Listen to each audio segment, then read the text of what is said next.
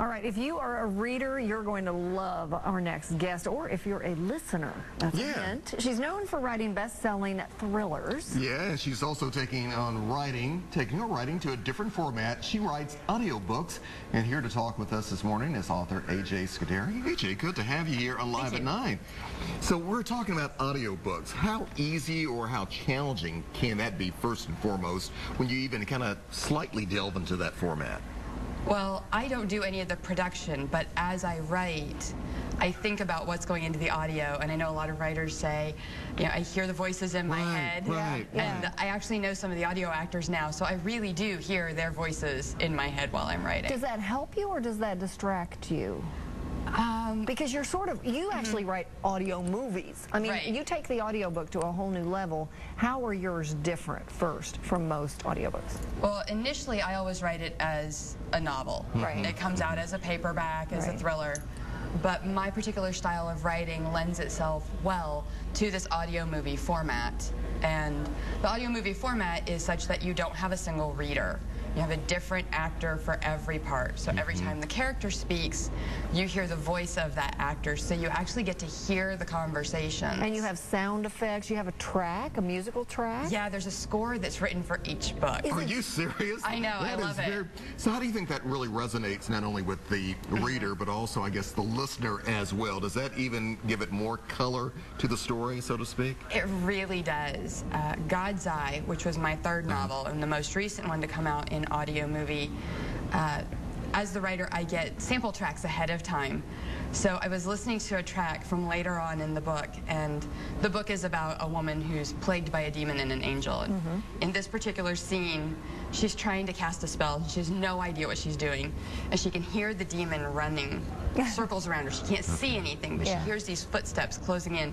And so I was listening to this audio track, and I heard the footsteps, and I sat there and I said, oh my God. And then I had a moment of, okay, AJ, you know what's coming next. You wrote this story, and I was still sitting there going, that's good stuff there. That's so cool. I think the production is fantastic. But you were not a particular fan of audiobooks prior to the audio movie, what do you call it, genre or idea? Evolution? Yeah.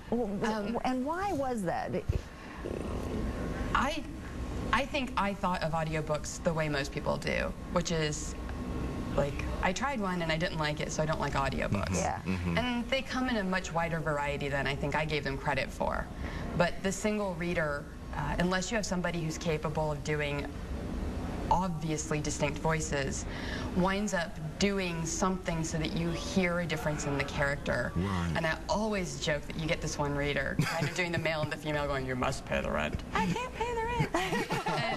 And the characters, the characters become caricatures so that the vocal distinctions can be made. But I'm wondering, are you right now very hands-on? Do you have a say into the overall kind of production, or do you say to somebody else, this is your baby, you do it now?